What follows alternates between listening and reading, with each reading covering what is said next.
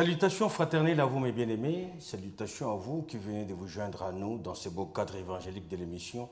Je n'ai point honte de l'évangile avec le pasteur Philippe Ndioli comme hôte principal. Bonsoir, pasteur. Bonsoir à tous. Comment vas-tu? Très bien. Oui. Bon retour. Merci beaucoup. Ça a été... Oui, la mission s'est très bien passée par la grâce de Dieu. Le Seigneur nous a beaucoup soutenus. Et nous rendons gloire au Seigneur pour son soutien, son intervention. Dieu vraiment nous a beaucoup aidés. Il faut reconnaître qu'en soutenant votre mission en mission, il a su aussi soutenir votre mission dans ce beau cadre de l'émission. Oui, je vous ai suivi. Hein. Ouais. Je vous ai suivi et bon, le travail est déjà bien installé, donc nous sommes complémentaires. Tout à fait. J'ai bien suivi l'émission, notamment celui du pasteur Azaf que nous saluons d'ailleurs au passage. Hein. Merci beaucoup, pasteur Azaf, pour ta contribution. C'était vraiment formidable. D'ailleurs, avant de parler au pasteur Azaf, je voudrais d'abord m'adresser à vous qui êtes toujours aussi assidus, toujours aussi fidèles, vous qui nous encouragez à faire ce travail. Vous savez, j'ai toujours dit que le ministère n'est valable que lorsqu'il y a un peuple dans lequel on peut faire ce ministère-là. Parce que le ministère se fait dans les cœurs en réalité. Et ce sont vos cœurs, le terrain où le Seigneur nous permet de pouvoir faire l'œuvre. Et quand vous êtes là, vous nous suivez, vous nous encouragez, vous nous écrivez, vous commentez, vous posez des questions, vous nous envoyez aussi des témoignages. Ce sont des choses qui nous encouragent et qui nous poussent encore à aller auprès du Seigneur pour avoir la matière, rechercher la matière pour pouvoir vous emmener pour que ce travail continue encore, le travail de bâtir, le travail de consolider, surtout le travail de préparer l'Église au retour du Seigneur qui est très imminent. Donc nous vous saluons et nous vous souhaitons une excellente soirée dans la présence du Saint-Esprit. Que Dieu vous bénisse richement encore pour votre présence. Bien entendu, nous vous encourageons déjà dès le moment, dès le départ, de commencer déjà à partager pour que ça puisse profiter au plus grand nombre. L'occasion faisant les larrons, vous avez cité les pasteurs Azaf.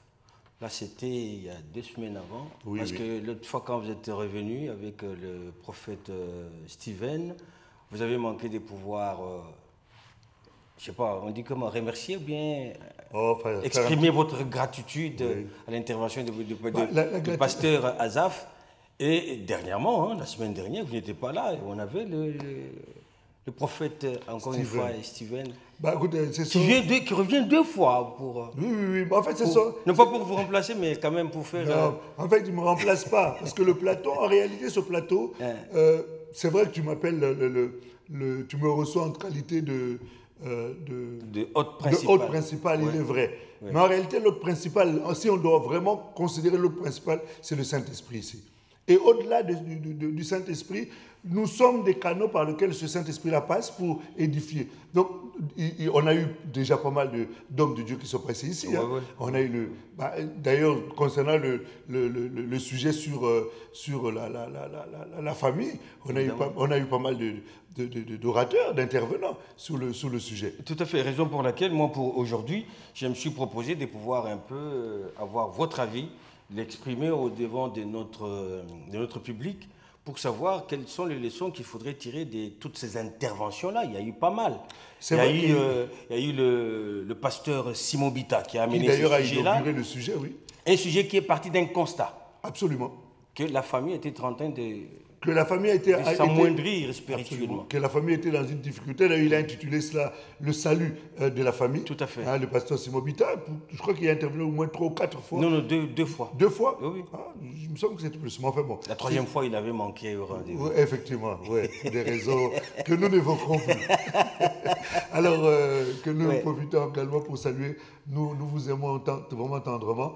Donc, il a parlé sur le salut de la famille. Et en parlant de cela, il est parti d'un constat. Effectivement, que la famille était combattue, que la famille avait été dans une difficulté et que le diable s'était acharné sur la famille. Et effectivement, en étayant son sujet, il a relevé un certain nombre de points qui montraient effectivement que la famille était en danger et qu'il fallait absolument préserver la famille en apportant des enseignements appropriés à la famille pour aider la famille à se repérer et faire en sorte qu'elle puisse vivre ce que le Seigneur avait prévu dès avant les temps éternels, à savoir le bonheur, la paix, la joie, la félicité. Parce que lorsque Dieu a créé Adam et Ève, il les avait quand même mis dans le jardin d'Éden, et on entend Éden, félicité, lieu de joie, lieu de bonheur. Et c'est pour cela que Dieu a créé la famille. Donc, au travers de ces difficultés que la famille rencontre, il a voulu justement sonner tirer l'alarme sonner comment on appelle ça encore? La sonnette d'alarme. Voilà, tirer la sonnette d'alarme pour faire en sorte que la famille puisse, pour ceux qui étaient endormis, puissent se réveiller, pour ceux qui ne prenaient pas conscience de la difficulté ou alors ayant conscience de la difficulté, ne sachant pas comment en s'en sortir, ben leur donner des billes, des leviers par rapport à cela. Pour ceux qui s'endorment, pour qu'ils puissent se réveiller en tirant sur la sonnette d'alarme, évidemment, comme vous l'avez dit. Et lui, il a beaucoup plus insisté sur le fait qu'il recommandait l'implication de tout membre de la famille. Absolument. Ben, la famille étant composée de plusieurs membres, forcément, chacun a un rôle qui lui est spécifique, à savoir le père en tant que chef, la mère en tant qu'organisatrice, et les enfants participant de cette vie-là et qui sont le fruit de cette union, de ces unions-là. Pour ceux qui ont des enfants, pour les familles recomposées, ben, chacun apportant le fruit de leurs entrailles, ben, ils se mettent ensemble, ça constitue également une famille. Et il y a également de ceux qui sont des familles monoparentales, et soit le père qui élève les enfants ou la mère qui élève les enfants, ben, chacun a un rôle, quand bien même effectivement dans les familles monoparentales, c'est soit l'homme, soit la femme qui joue le rôle entre guillemets des parents, parce qu'ils jouent le rôle et de la femme et de l'homme en même temps, pour ceux qui sont célibataires en tous les cas, et pouvoir éduquer les enfants. Donc chaque rôle est important pour l'équilibre de la famille. Et forcément, Dieu ne faisant jamais les choses d'une manière hasardeuse, le fait qu'il ait créé un père et une mère et qu'il a donné à chacun un rôle à jouer, ce rôle-là forcément a une importance. Et c'est la raison pour laquelle le pasteur Simon est revenu sur le rôle de chacun. Et d'ailleurs, je crois qu'on avait un peu contribué là-dessus pour faire en sorte que chacun se retrouve et joue pleinement son rôle. Parce qu'en fait, le problème qui se pose, c'est quoi? C'est que dans le psaume 11, au verset 3, la Bible dit que si les fondements sont renversés, comment le juste subsisterait-il? Or, aujourd'hui, force est de constater quand même que les rôles dans les familles sont renversés. Non pas du fait de l'Église, parce que l'Église essaie de garder quand même des repères par rapport à la famille, mais surtout au travers de l'influence de la société. Ouais. Qu'on le veuille ou non, on a eu, dans une certaine période ici, pas lointaine d'ailleurs, le débat sur le genre. Or, dans le débat sur le genre, on est en train de préparer les enfants à un genre de famille qui risque de perdre le repère. Parce qu'on essaie de montrer aux gens qu'un homme peut être en même temps une femme peut être un homme, et un père peut être un père peut être en même temps une mère, et une mère peut être aussi un père. Donc, voilà. En fait, c'est cette espèce d'embrouglio, de confusion dans lequel on emmène la famille, peut faire en sorte que demain, la famille peut se retrouver dans une situation très très dangereuse. Et il y a déjà des influences par rapport à cela. Les influences comme ça, sociales, pasteur, ça ne date pas d'aujourd'hui. Ça ne date pas d'aujourd'hui, mais je crois qu'il est... Plus, tu sais, la Bible nous parle d'un danger qui est lié au temps de la fin.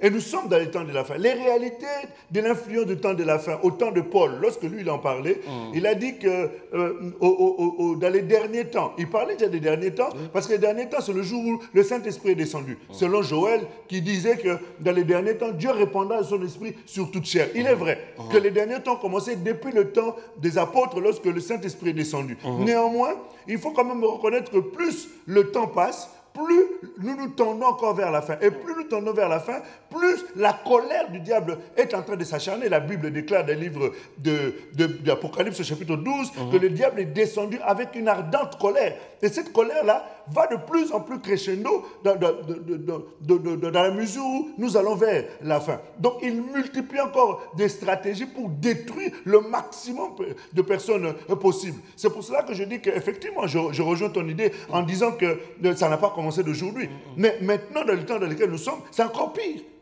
C'est encore pire. Pourquoi je dis ça? Parce que lorsque la Bible dit que les choses que vous voyez au temps de Sodome et Gomorrhe, nous les verrons au temps de la fin. Qu'on le veuille ou non, excuse-moi du peu, la notion de l'homosexualité, la notion enfin, ne serait-ce que cette notion-là, hier, c'était une chose qui se faisait en cachette. Oui.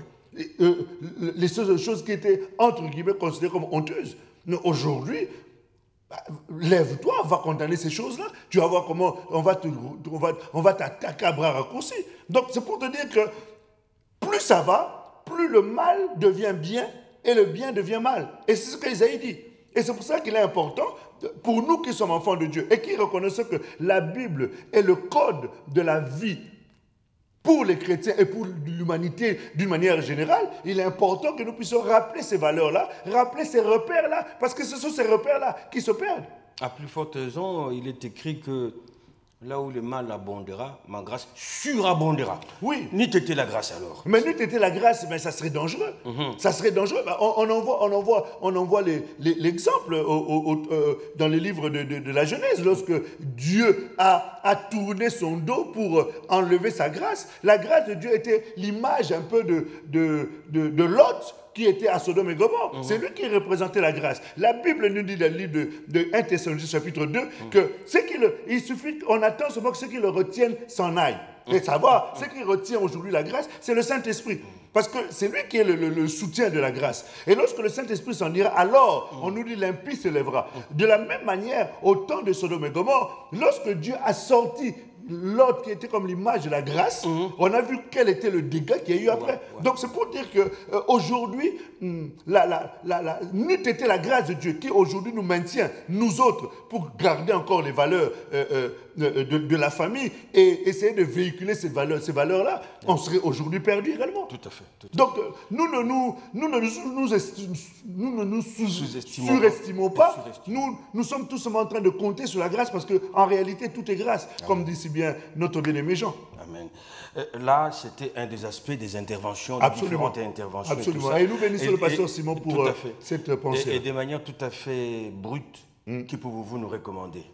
De votre part, évidemment. Ce qu'on pourrait recommander, d'ailleurs, ce sont les choses sur lesquelles j'allais revenir un peu tout à l'heure, d'ailleurs. C'est recommander du point de vue de l'implication de chaque membre de la famille. Dans l'implication de chaque membre de la famille, il est important de comprendre que si, comme je disais, si les fondements sont renversés, le juste ne peut pas subsister. Or, la force du juste, la capacité du juste à tenir, c'est de s'appuyer sur les fondements bibliques. C'est la parole de Dieu qui est le soutien par excellence. Et c'est cette parole qui permet à ce que chaque chrétien, chaque enfant de Dieu, chaque born again, chaque personne née de nouveau, chaque chrétien, membre du royaume, puisse se repérer par rapport aux valeurs, par rapport aux repères, par rapport à la législation de notre pays. Or, la législation de notre pays, c'est la parole de Dieu. La parole de Dieu n'exclut rien et elle donne la réponse à toutes les réalités des situations dans lesquelles les hommes peuvent se retrouver. Donc, en ce qui concerne la famille, il est important que l'homme revienne à son rôle d'homme,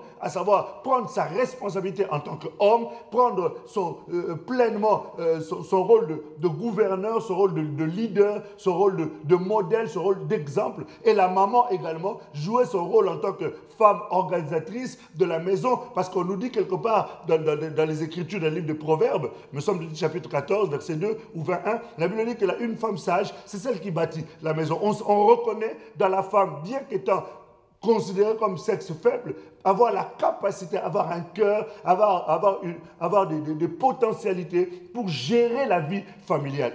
Et en second lieu, en seconde intervention, c'était le prophète Jeff Shimba. Absolument. Lui, il nous a parlé de la famille face au combat. Dans son développement d'une manière tout à fait globale, il a recommandé au peuple de Dieu de pouvoir s'inscrire dans le principe divin et prophétique de la famille selon Dieu.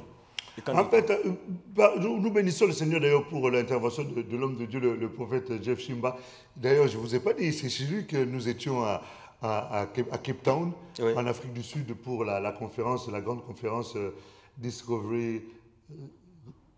Bref, retrouver sa destinée prophétique. Donc c'est dans ce cadre-là que nous étions là-bas. Là, c'était lors de la deuxième mission que vous avez. Voilà, lors de la deuxième mission. Donc, il a parlé sur le thème qu'il avait employé, c'était la famille face au combat. Je crois que c'était ça le thème qu'il avait abordé. Tout à fait. Et il a abordé ça en 2 phases. Effectivement, il a montré que justement, le salut de la famille passe par le combat. Et que les familles sont très, très combattues. Et il a montré un certain nombre d'exemples. Je crois que le mot d'ordre de son message, c'était vraiment de dire que nous devons nous lever. Oui. À l'image de Jabet, dans le 2e livre de Chroniques au chapitre 4, à partir du verset 9, où il a pris cet exemple-là, oui, pour dire que Jabet s'était levé pour revendiquer ses droits, refuser un certain nombre de choses qui s'imposaient à lui. Et il nous a emmené également dans la vie de David pour dire que David aussi était un homme qui s'était levé par rapport au combat au niveau de sa famille. Enfin, il a pris un certain nombre d'exemples bibliques pour nous montrer que face au combat, il fallait se lever. Il ne fallait pas accepter d'être influencé ou être sujet à l'influence de l'ennemi, mais de se lever et de prendre son courage à 2 mains et d'aller. Et la notion sur laquelle il s'était beaucoup apaisanti, c'était la notion de la prière, pour montrer que nous devions absolument combattre dans la prière. Et d'ailleurs, lorsqu'on regarde également dans les livres de Colossiens, au chapitre 4, au verset 12, on voit l'apôtre Paul écrivant aux Colossiens, il leur rappelle comment l'un des bien-aimés qui était avec Paul, Epaphras, comment il combattait dans la prière. Et on avait pris également le passage de Timothée chapitre 2, où il disait qu'il fallait combattre le bon combat. Hein? Donc, il montrait par là qu'il est important que chaque membre de la famille, homme ou femme, parce que quelquefois, ça peut être l'un des conjoints ou même les enfants qui peuvent prendre conscience de la difficulté ou du combat qu'il peut avoir dans la famille. Et le mari peut être très affermi et il comprend tout de suite. La femme, l'étant un peu moins, ne peut peut-être pas avoir les yeux spirituels pour discerner les combats qu'il peut avoir. D'où la notion prophétique pour avoir l'œil ouvert, l'esprit suffisamment alerte pour déceler et comprendre les ruses. Parce que le diable ne vient jamais en se présentant. C'est bon, le diable, jamais. Non. Il vient toujours par des moyens subtils, par ruse. Et quand on a l'œil ouvert, on a l'esprit alerte, on sait discerner cela. Ça peut être l'homme, comme ça peut être la femme, comme ça peut effectivement être les enfants. Et à partir de là, on signale la chose de manière à ce que toute l'armée se lève pour se mettre en ordre de bataille dans la prière, pour repousser les assauts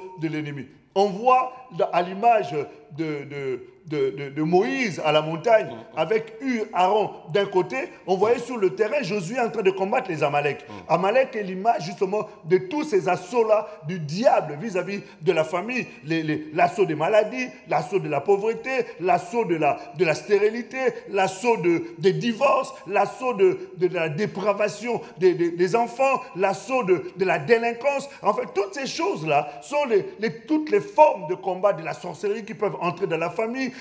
Enfin bref, il y a toutes ces choses-là qui peuvent être des sources de combat. Et ça peut être aussi les origines. Parce que je suis né dans une famille qui est une famille combattue dans un domaine donné. Et ces choses peuvent me poursuivre. Ou alors chercher à avoir leur influence sur moi. Quand bien même je n'en suis plus, je ne suis plus sous l'autorité de ce sang-là, du sang de ma famille, parce que désormais, nous sommes dans le sang de Jésus, qui est le sang qui coule dans notre nouvelle famille spirituelle. Néanmoins, dans la famille charnelle, on peut aussi avoir ce type de réclamations, entre guillemets, qui peuvent rechercher encore notre vie pour nous ramener dans ces choses-là. Par exemple, dans une famille où il y a toujours eu des divorces, mais il y a un combat qui est constant. C'est-à-dire ce combat-là, c'est faire en sorte que toi aussi, même si tu es marié avec un bon mari, vous soyez dans des situations conflictuelles pour faire en sorte que cet esprit de divorce puisse aussi vous atteindre.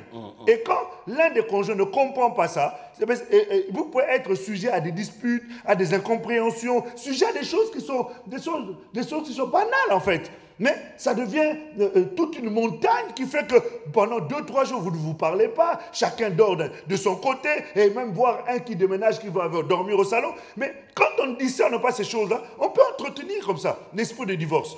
Jusqu'à ce que ça va éclater et on finit par se retrouver. Alors, quand l'un des conjoints, comprend ça, ça peut être les maris ou la femme, ça peut être aussi les enfants qui ont compris que notre famille est en danger et ils se mettent dans la prière pour combattre et préserver la famille. Oui, parce qu'en développant cet aspect du combat pour délivrer sa famille, parce que la famille tient à une destinée prophétique.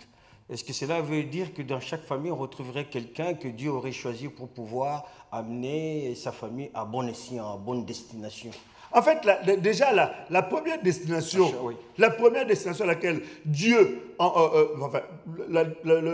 l'objectif pour lequel Dieu crée chaque famille, c'est d'abord pour montrer l'échantillon de la famille divine sur la terre, montrer les valeurs du royaume ici-bas, pour que tous ceux qui sont assis dans les ténèbres puissent voir ces modèles-là. Ça, c'est la première des choses. La deuxième des choses, c'est que la destinée de Dieu est que toutes ces familles-là ne finissent pas en enfer. C'est qu'elles finissent en étant dans le royaume du Seigneur. Néanmoins, tout en étant sur la terre, chacun a une destinée. Dans chaque famille, il y a toujours une destinée Dieu peut susciter 1, 2, 3, 4, 5 personnes dans une famille pour être des canaux par lesquels le nom du Christ va être manifesté. Maintenant, à la fin de toutes ces choses-là, c'est que la destinée finale, c'est que toute cette famille-là se retrouve dans la présence du Seigneur. Ça ne sera plus la famille de Mbala, ça ne sera plus la famille Malumwene ou la famille Ngoï, mais ça sera désormais la famille de Christ. Toutes les personnes se retrouveront, mais plus comme mari et femme ou comme papa et enfant, mais ils se retrouveront comme tous des enfants de Dieu. Pourquoi? Parce qu'ils auront combattu le bon combat de la foi, parce qu'ils auraient préservé les valeurs du royaume et ils se seraient maintenus dans la parole pour que demain, lorsque la trompette retentira, que toute la famille s'en aille. Donc ainsi donc, tout celui qui s'élèvera pour pouvoir se battre pour la délivrance de sa famille est un missionnaire dans sa famille? Mais c'est...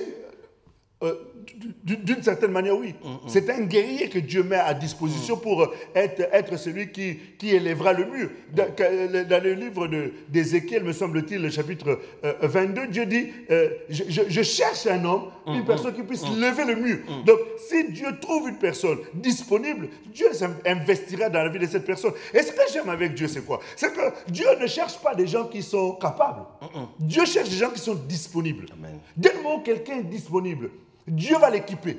Dieu va le charger spirituellement de toutes les compétences, qualités nécessaires pour que cette personne devienne un guerrier, un instrument entre les mains du Seigneur. La Bible dit que Dieu prend les choses viles, c'est-à-dire les personnes qui sont méprisées, mais qui n'ont aucune valeur. Mais c'est avec ces personnes-là que Dieu fait des grandes choses. Et c'est pour ça que j'aime avec Dieu. C'est ce que j'aime chez le Seigneur. Sur ce point-là qui a été développé par le prophète Jeff Nshimba. Au passage, nous le saluons et qui salue toute la famille de Bible Church, Bethlehem Bible Church.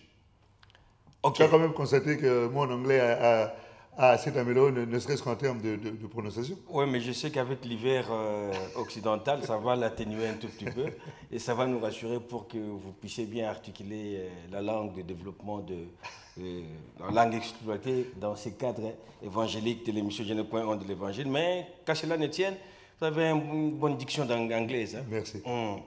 Alors, pasteur, tout en développant ce point qui a été, enfin, tout en revenant sur ce point qui a été développé par le prophète Jeff Nshimba, il avait dit que Dieu cherche quelqu'un. Y a-t-il une famille?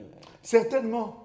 Certainement, il y a une famille qui se retrouve face au combat et pour lequel il n'y a personne qui se lève, pour lequel il n'y a personne qui prend conscience, personne ne discerne, personne ne comprend que la famille est en danger. Et avec l'influence malheureusement du monde, avec l'influence des gens qui nous entourent, quelquefois nous avons des mauvais conseillers qui nous disent « Oui, pourquoi tu te laisses faire? Il n'a pas à te parler comme ça.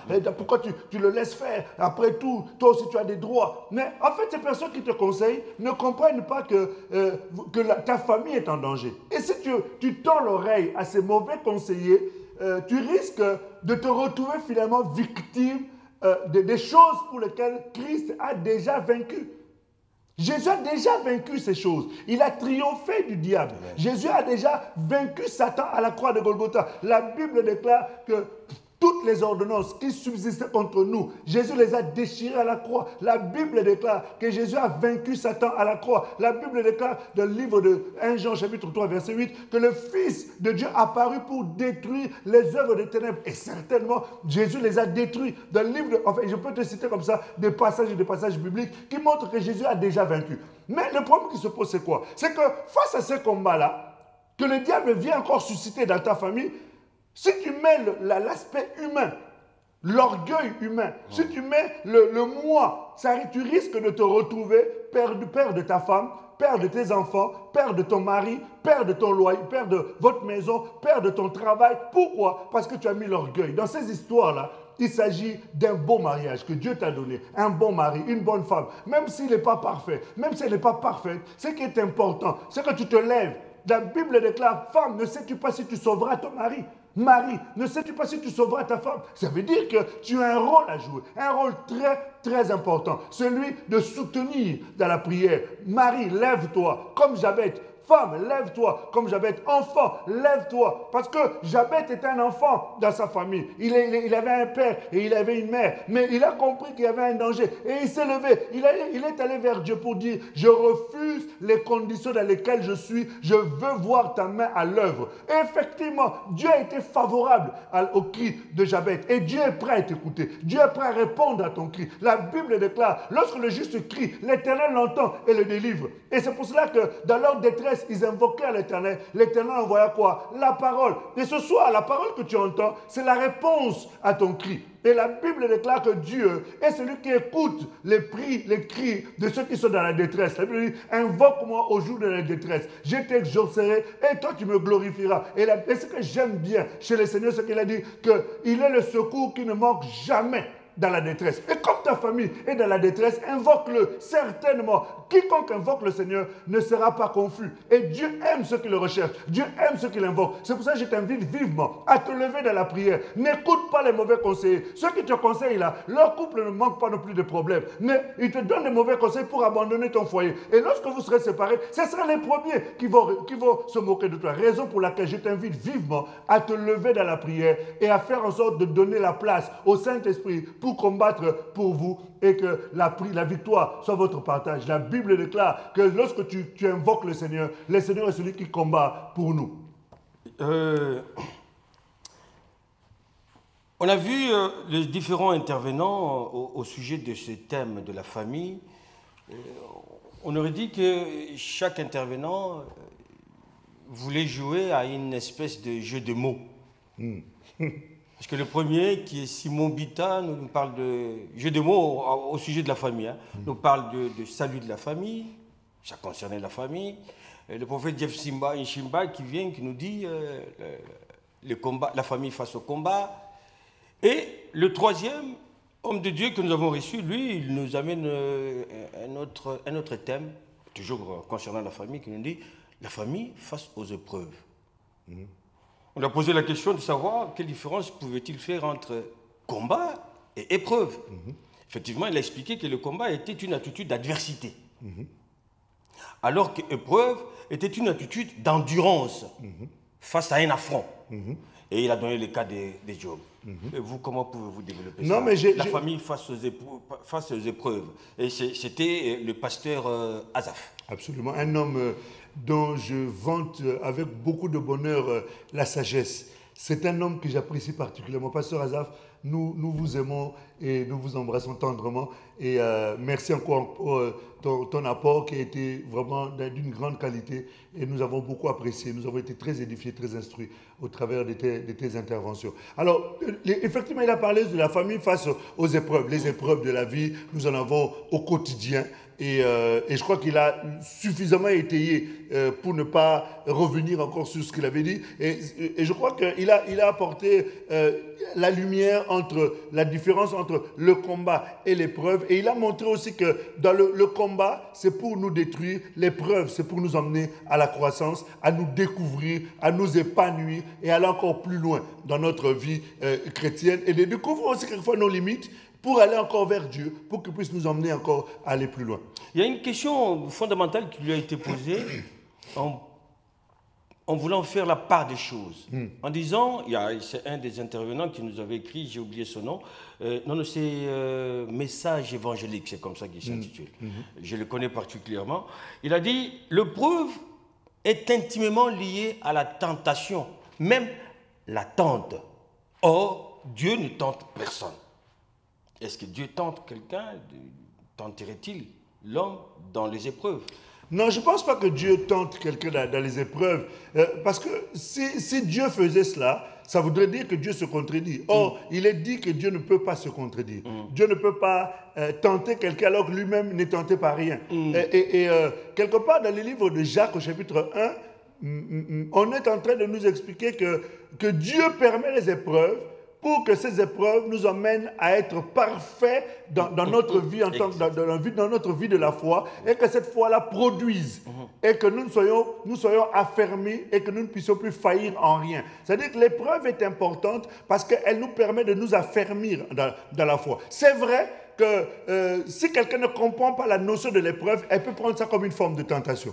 Lorsqu'il y a la tentation, la Bible nous dit dans le premier livre de 1 Corinthiens, au chapitre 10, verset 13, la Bible dit que si nous sommes tentés, Dieu ne permettra pas que nous soyons tentés au-delà de nos forces, mais avec la tentation, il prépare aussi un moyen de nous en sortir afin que nous ne succombions point. Tu vois, donc je comprends par là que l'épreuve, à certains égards, selon le positionnement qu'on a, on peut prendre ça comme une forme de tentation, mais ça ne peut pas l'être. En tout cas, dans le cœur de Dieu, ça ne peut pas être une tentation parce que Dieu, dans ce cas-là, deviendrait méchant.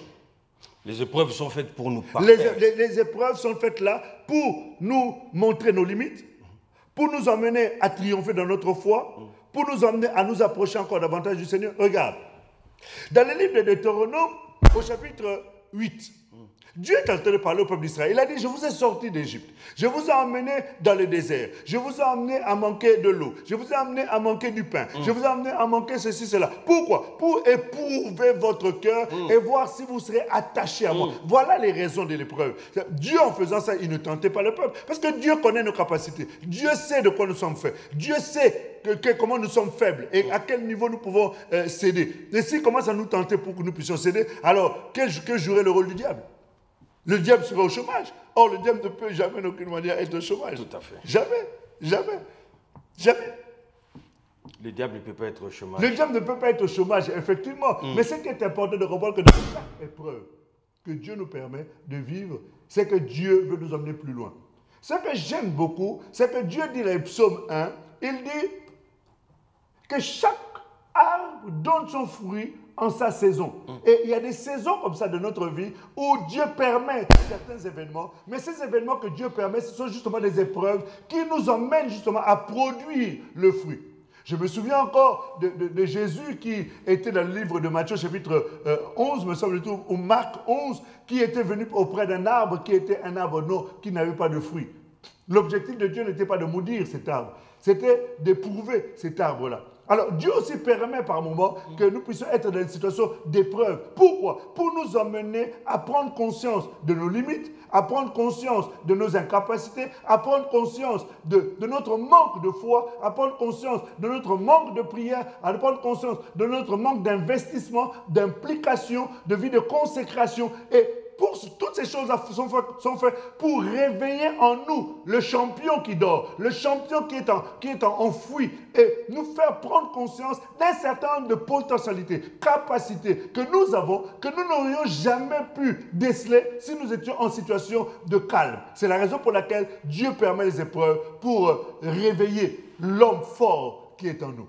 Donc, face aux épreuves, ne baisse pas les bras. Lève-toi. Va vers celui qui donne la force parce qu'il est celui qui nous soutient dans l'épreuve. Il est celui qui nous donne la force. La Bible déclare dans le livre d'Ésaïe, au chapitre 40, à partir du verset 29, que Dieu donne la force à ceux qui sont fatigués. Dieu donne la vigueur à ceux qui marchent. Et c'est pour cela qu'il est important de s'appuyer sur lui lorsqu'on est dans la situation d'épreuve, de compter sur les capacités qui sont dans le Seigneur au travers du Saint-Esprit. Et enfin, le quatrième intervenant sur ces thèmes de la famille, c'était le prophète Stephen Bomela. Lui, son thème était comme une recommandation. C'était se battre pour la délivrance de sa famille. Et là, il a désigné une personne. C'est l'homme qui doit s'élever pour se battre pour sa famille, qui doit rebâtir le mur de sa famille après avoir donné sa vie à Dieu, et enfin délivrer sa famille et rebâtir le mur. Oui, c'est vrai que récemment, on a eu une rencontre au sein de l'Assemblée Amour et Vérité, donc l'Assemblée dont je suis l'un des conducteurs. On a parlé sur l'homme, virgule, responsable, avec un point d'interrogation. C'était volontairement qu'on a parlé de ce sujet-là. Pourquoi? Parce qu'on voulait interpeller l'homme en tant que leader, en tant que conducteur. Et je bénis Dieu pour son serviteur, le prophète Stephen, que nous saluons encore. Il est déjà reparti à Cape Town. Tu nous avais beaucoup manqué lorsque nous y étions. Mais qu'à cela ne tienne, Dieu permettra encore d'autres opportunités. Nous vous embrassons, nous saluons également Maman Priska. Et nous continuons à te témoigner encore notre amour. Nous te portons dans notre cœur. Et merci encore pour ta contribution à chaque fois que tu passes en Europe. Nous sommes très heureux de te recevoir et nous t'attendons encore bientôt. Donc, dans ce passage, il a parlé sur l'homme. En fait, il est important de comprendre que, qu'on le veuille ou non, dans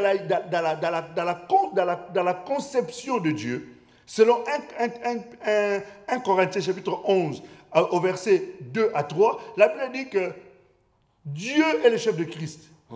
Christ est le chef de la femme, de l'homme, pardon, et l'homme est le chef de la femme. Qu'on le veuille ou non, un chef, c'est celui qui conduit, c'est celui qui dirige, c'est celui qui assume. C'est celui qui assume. Il assume ses paroles, il assume ses actes, il assume ses décisions. Et c'est celui qui prend justement les décisions. C'est pour cela que l'homme de Dieu s'est appesanti sur le rôle de l'homme. Parce qu'aujourd'hui, on se rend compte que comme la femme travaille, et quelquefois les enfants aussi sont source d'entrée d'argent à la maison, pour par exemple ceux qui font de l'alternance par exemple, qui sont à l'école en alternance, ils vont à l'école, mais en même temps ils travaillent, ils perçoivent aussi un salaire quelquefois très jeune. Là, vous parlez des sociétés bien organisées, mais il y a des sociétés il y a des sociétés aussi où justement les enfants ne vont même pas à l'école, donc il ne faut pas parler d'alternance.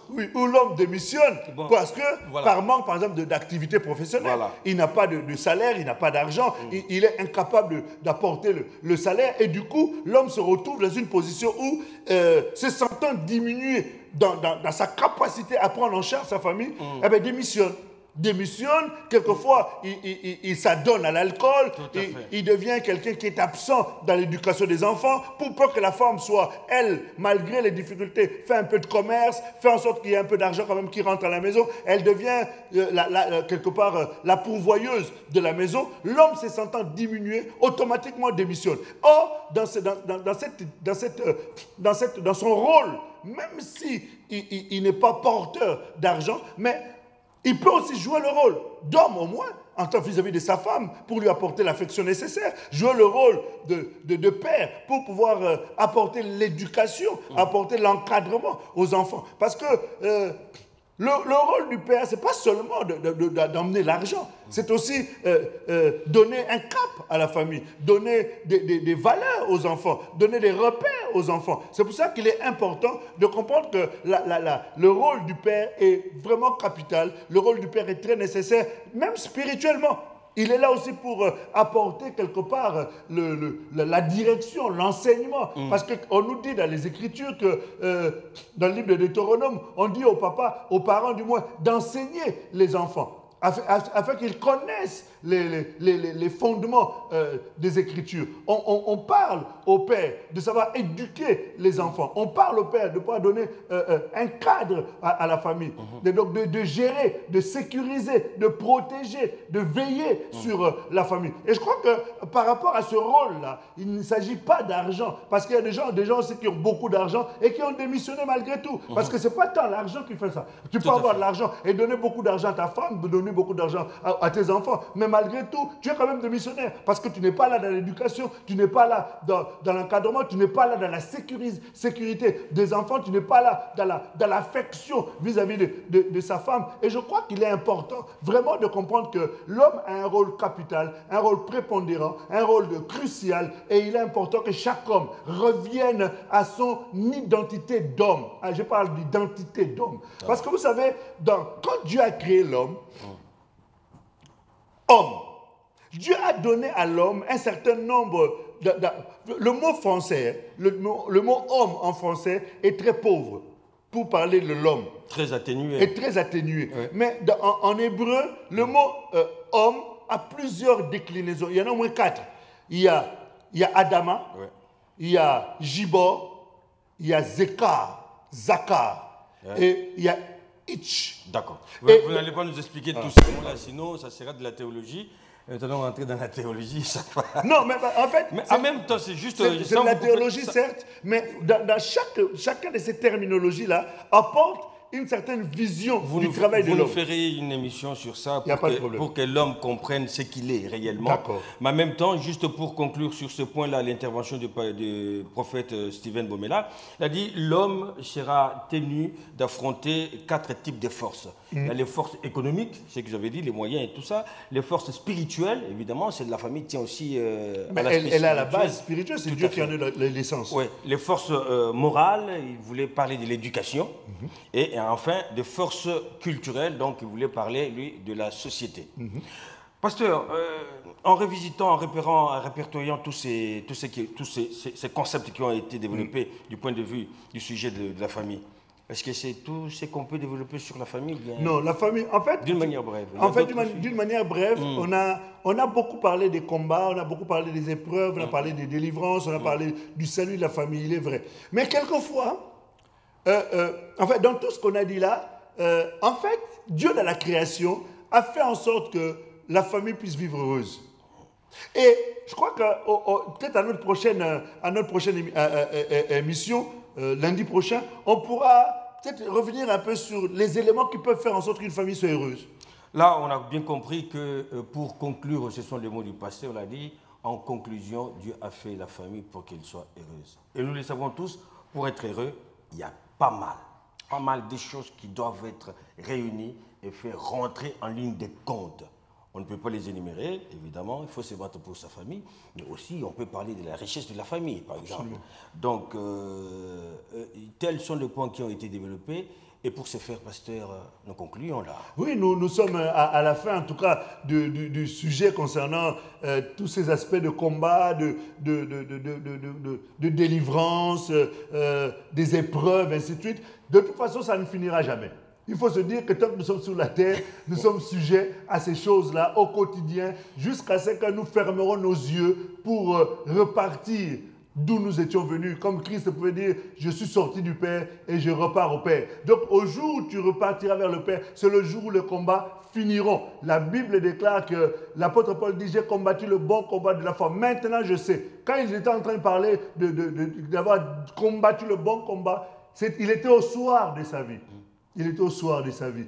Et je crois que, humblement, tant que nous sommes sur la terre, nous aurons toujours des épreuves. Tant que nous sommes sur la terre, nous devons combattre pour la délivrance de notre famille. Tant que nous sommes sur la terre, nous aurons des combats. Et notre conseil, c'est de ne pas baisser les bras. Notre conseil, c'est de tenir ferme. Notre conseil, c'est de se lever. Notre conseil, c'est de chercher le secours à gauche ou à droite auprès de personnes dont tu reconnais les valeurs spirituelles, bibliques, j'entends, qui peuvent aussi te conseiller et t'accompagner. Et si tu n'as pas un endroit où tu peux aller rechercher le Seigneur, écouter ces choses-là, ces enseignements-là qui peuvent te donner les bases pour t'aider à évoluer, tu es le bienvenu.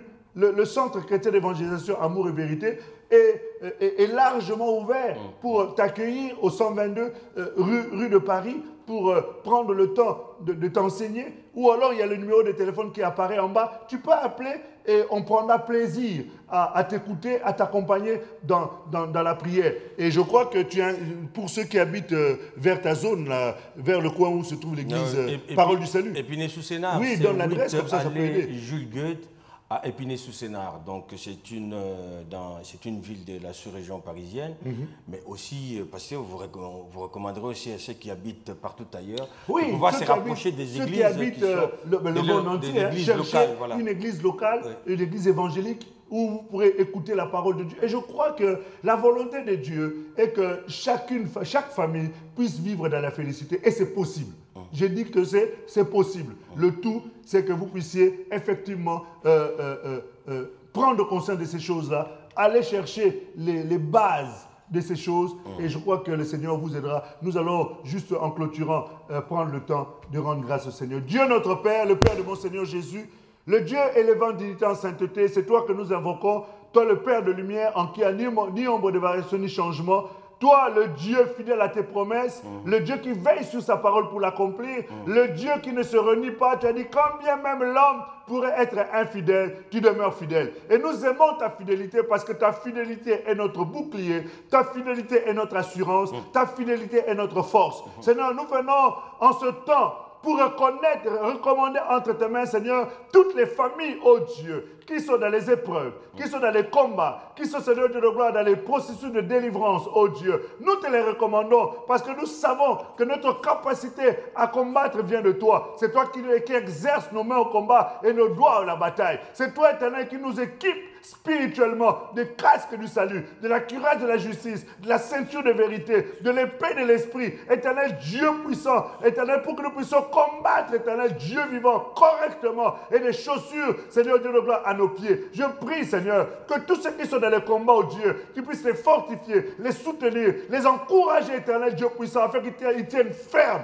et dans ce combat, ils puissent persévérer. Parce que, Seigneur Dieu de gloire, tu as dit, vous avez besoin de la persévérance, afin que par la persévérance, vous puissiez obtenir les choses qui vous ont été promises. Seigneur, que ta main de force, ta droite puissante, puisse être étendue, que la puissance de ton esprit accompagne tes enfants, accompagne les hommes pour qu'ils puissent pleinement jouer leur rôle, les femmes pour qu'elles puissent pleinement jouer leur rôle, les enfants, Seigneur, afin qu'eux aussi, Seigneur, se lèvent, Éternel Père Céleste, quel que soit leur âge, pour être des canaux entre tes mains. Je bénis ton nom, Seigneur, pour ton serviteur, l'Éternel Dieu de gloire, le prophète Jeff, pour le pasteur Bita, pour le pasteur Azaf, pour le prophète Seigneur Stephen, oh Dieu. Nous les bénissons pour leur apport. Laisse que ta main de force soit sur eux et que leur famille soit sécurisée sous tes ailes, oh Éternel Dieu puissant. Seigneur Dieu, comme la poule peut garder ses poussins. Seigneur Dieu glorieux et merveilleux. Nous les bénissons. Bénissons leur ministère, bénissons leur foyer, bénissons leurs activités, Éternel, qu'ils prospèrent à tous égards. Merci encore, Éternel Dieu de gloire, pour leur contribution. Nous prions que, Seigneur, dans les prochaines fois, qu'ils reviennent encore dans cette région, Seigneur Dieu de gloire du monde, que nous puissions bénéficier encore de leur grâce. Nous te sanctifions, nous te magnifions, nous te lèvons, nous t'adorons, Père Saint, dans le nom précieux glorieux de Christ et Jésus. Que ta paix, Seigneur, qui surpasse toute intelligence, garde tous les cœurs et les pensées en toi. Et que la joie du royaume, Seigneur, soit le partage de chacun, dans le nom précieux glorieux de Christ et Jésus. Seigneur Dieu de gloire, au travers, Seigneur Dieu de gloire, de ces prières, je prie que la communion du Saint-Esprit, la grâce, Seigneur Dieu de gloire, et la paix de Dieu soit dans chaque foyer, dans le nom précieux glorieux de Christ et Jésus. Nous avons ainsi prié, Père, et nous te rendons des excellentes actions de grâce pour tes œuvres éternelles combien glorieuses, toi qui exauces au-delà de ce que nous te demandons et même pensons. Dans le nom précieux glorieux de Christ et Jésus, nous avons ainsi prié, Père, et nous disons Alléluia. Merci, Seigneur. Merci, Seigneur. Merci à vous qui nous avez suivis. Que la grâce du Seigneur soit avec vous et que ces messages vous apportent bien des bonnes choses, mais sachez aussi le partager. Parce que je l'ai toujours dit, je l'ai dit depuis un certain temps, qu'il y a certaines personnes qui en ont aussi besoin.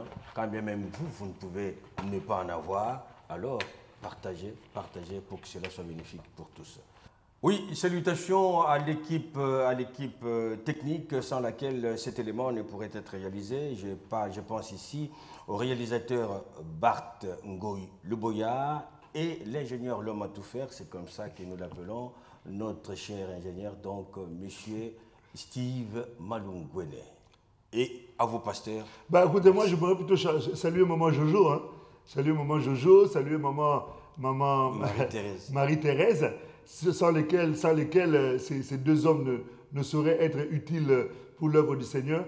Et toutes les personnes que nous aimons, qui nous supportent, qui nous soutiennent dans la prière et qui sont constamment dans l'encouragement au travers de leur présence lorsque l'émission passe et qui partagent les émissions. En tout cas, nous vous aimons, nous vous portons dans notre cœur et que Dieu vous bénisse richement. Je salue toutes les personnes de Cape Town. Je sais que vous serez certainement nombreux à nous suivre. Vous êtes très nombreux, mais particulièrement quand même Maryse, particulièrement quand même Marlène, particulièrement Fanny, particulièrement maman Julie, hein, que je porte particulièrement dans mon cœur. Enfin bref, vous êtes tellement nombreuses que Dieu vous bénisse richement et on se dit à très très bientôt.